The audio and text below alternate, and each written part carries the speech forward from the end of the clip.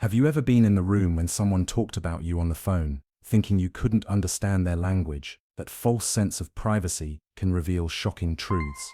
This is the story of a nanny who understood every word, and the phone call that exposed a betrayal no one saw coming. Lauren Mitchell adjusted her apron as she prepared breakfast in the gleaming kitchen of the Cohen estate in Greenwich, Connecticut. At 31, she'd been a professional nanny for 8 years, but this position was her most prestigious yet. The Cohens were Connecticut royalty. David Cohen ran a successful hedge fund, and his wife Miriam came from a prominent Jewish family with deep philanthropic roots. Their twin daughters, 5-year-old Hannah and Leah, were bright and energetic. Lauren had been with the family for 3 months, and had fallen in love with the girls. They were curious, affectionate, and surprisingly grounded for children growing up in such wealth. David Cohen walked into the kitchen, already dressed in his suit despite the early hour. At 45, he was handsome in that distinguished way, silver streaking his dark hair, wire-rimmed glasses, an air of authority that came from years of making million-dollar decisions. "Good morning, Lauren," he said, pouring coffee into a travel mug. "The girls still sleeping. They'll be up soon. I'm making their favorite blueberry pancakes." "Excellent." He checked his phone, scrolling through emails with the distracted focus of someone whose mind was always working. "Miriam had an early meeting, so she's already gone. I'll be working from home today, conference calls in my study. Please keep the girls quiet after 9. "Of course, Mr. Cohen." He nodded and disappeared down the hallway, phone already pressed to his ear. Lauren heard him speaking in English as he closed the study door, something about quarterly reports and market volatility. What David Cohen didn't know was that Lauren had spent 6 years in Israel during her 20s. She'd gone initially for a birthright trip, and ended up staying working as an educator at an international school in Tel Aviv, learning Hebrew, building a life there before family circumstances called her back to the States. She spoke Hebrew fluently, better than many American Jews who'd only learned it in Hebrew school. It wasn't a secret, exactly, it just hadn't come up. The Cohens had never asked about her background beyond her nanny credentials, and Lauren had learned that sometimes, listening was more valuable than speaking. The twins were playing in their room that morning, when Lauren heard David's voice rise in his study. The door was slightly ajar, and his words carried clearly down the hallway. He was speaking in Hebrew, rapid, frustrated Hebrew. Lauren was folding laundry in the hallway closet, and she froze. Viewer, saying into the phone, "I can't do this anymore." A pause as the other person responded. "Viewer.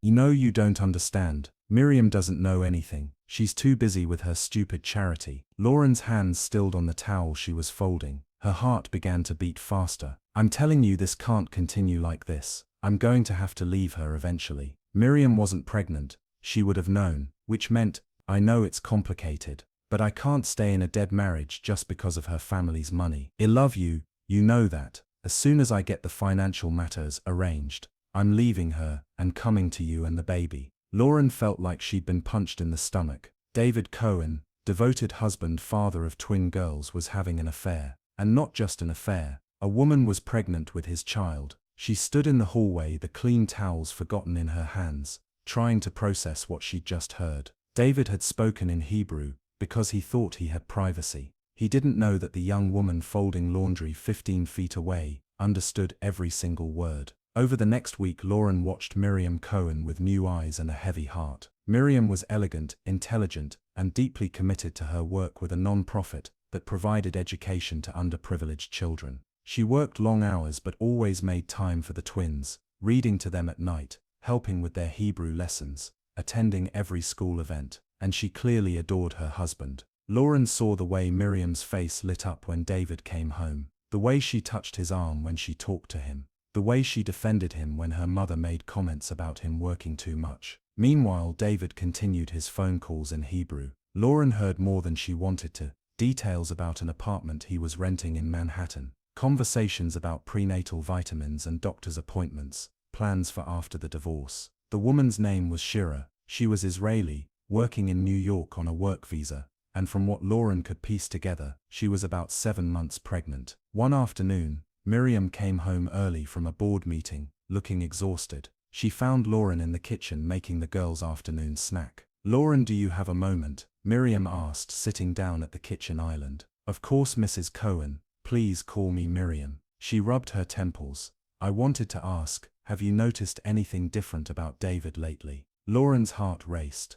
"Different how?" "I don't know. He's been so distant. Always on the phone, always working late. We barely talk anymore." Miriam's eyes filled with tears. "I know he's under a lot of stress with work, but sometimes I wonder if there's something else." This was Lauren's moment. She could tell Miriam everything she'd heard, but something held her back. The knowledge that Miriam was about to have her world destroyed, and Lauren wanted to be absolutely certain before she lit that match. "Have you tried talking to him?" Lauren asked carefully. "Every time I try, he says he's too busy or too tired. It's like we're roommates, not partners." Miriam wiped her eyes. "I'm sorry, I shouldn't be telling you this."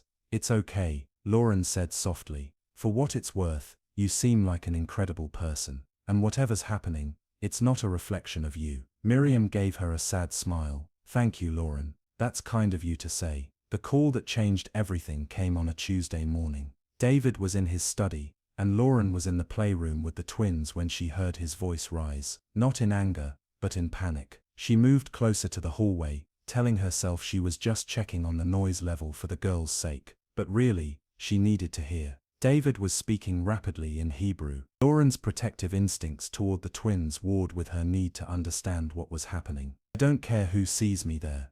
There was desperation in his voice, genuine fear. Whatever else David Cohen was, he clearly cared about this woman and their unborn child. "Miriam asks, tell her I have an urgent meeting. She doesn't need to know." He hung up and rushed out of the study, nearly colliding with Lauren in the hallway. "I have an emergency meeting in the city," he said, already grabbing his coat. "I'll be gone most of the day. Can you stay with the girls until Miriam gets home?" "Of course," Lauren said. "Is everything all right?" "Yes, fine, just a work crisis." He was already out the door. Lauren stood in the hallway, her mind racing. A pregnant woman was potentially having a medical emergency. David was racing to be by her side, and Miriam had no idea any of this existed. When Miriam came home that evening, she looked confused. David texted that he won't be home until very late. Another work emergency. This is the third time this week. Lauren made a decision. She couldn't stay silent anymore.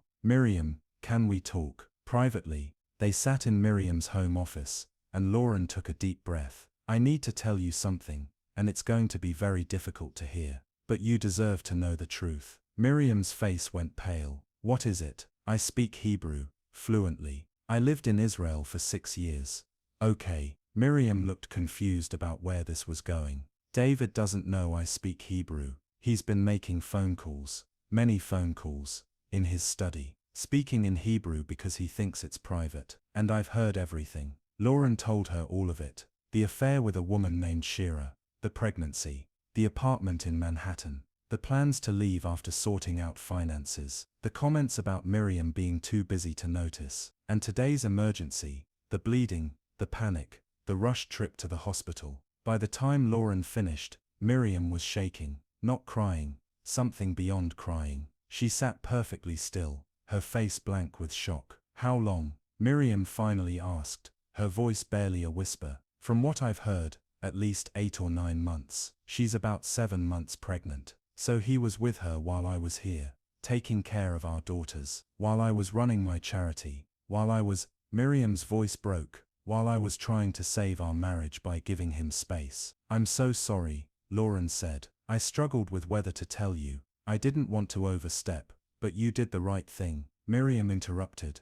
"God." "You absolutely did the right thing." She stood up, pacing. "He's at the hospital with her right now, isn't he?" "That's where he really is." Lauren nodded. Miriam picked up her phone. "I need you to watch the girls tonight. There's somewhere I need to be." Miriam didn't tell Lauren where she went that night. But the next morning, David didn't come home. Miriam appeared at breakfast looking exhausted, but oddly calm. She'd clearly been up all night. "Lauren, I need you to know that what happens next has nothing to do with you or your job. You'll have a position here for as long as you want it. But things are going to change dramatically." Over the following days, the truth emerged. Miriam had gone to the hospital in Manhattan, found David in the maternity ward, and confronted him in front of Shira. She'd hired a lawyer that same night. By the end of the week, David had moved out. The divorce was swift and brutal. Miriam had recordings. She'd started recording David's Hebrew phone calls weeks ago, before Lauren had even said anything, because she'd suspected something. She just hadn't known what. Lauren's information had simply confirmed what Miriam had been quietly gathering evidence about. David's hedge fund clients didn't appreciate discovering their manager was having secret phone conversations in Hebrew about personal matters during business hours. Several pulled their investments. His reputation took a significant hit. 3 months later, Miriam sat with Lauren in the kitchen while the twins were at school. "I never thanked you properly," Miriam said, "for having the courage to tell me what you knew. I wasn't sure I should." Lauren admitted, "It wasn't really my place." "Yes, it was," Miriam said firmly. "You saw someone being lied to, and you chose truth over comfort. That takes courage." She paused. "Can I ask, why didn't you tell me immediately when you first heard?" "Because I wanted to be sure, and because I knew that once I told you there was no going back. Your life would change forever. I wanted you to have as much peace as possible before that happened." Miriam reached across and squeezed Lauren's hand. "That's remarkably compassionate. What will you do now?" Lauren asked. "Move forward. David has visitation with the girls, but primary custody is mine. The divorce settlement was generous. My lawyer made sure of that. And honestly, I feel free for the first time in years. I didn't realize how much energy I was spending trying to save a marriage that was already dead." Lauren smiled. "The twins are lucky to have you." "We're lucky to have you," Miriam corrected. Then in perfect Hebrew, "Fu. Thank you for the truth. It was the most important gift anyone's given me." Lauren responded in kind. "Fu.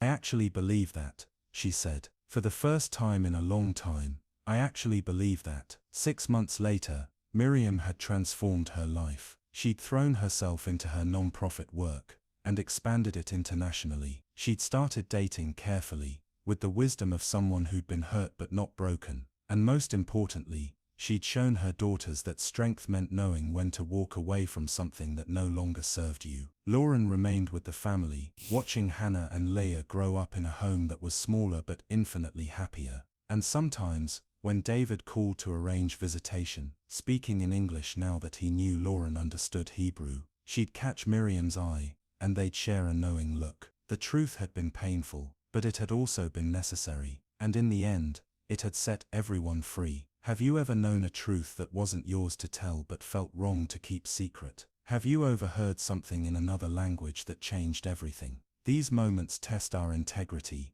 Do we protect ourselves by staying silent, or do we risk consequences by speaking up? Lauren chose truth over comfort, and while it destroyed one family's illusion of happiness, it gave them the chance to build something real. Sometimes the kindest thing we can do is tell someone the truth they need to hear, even when it hurts. What would you have done? Would you have told Miriam immediately, waited like Lauren did, or stayed silent completely? Share your thoughts, because these impossible choices define who we are.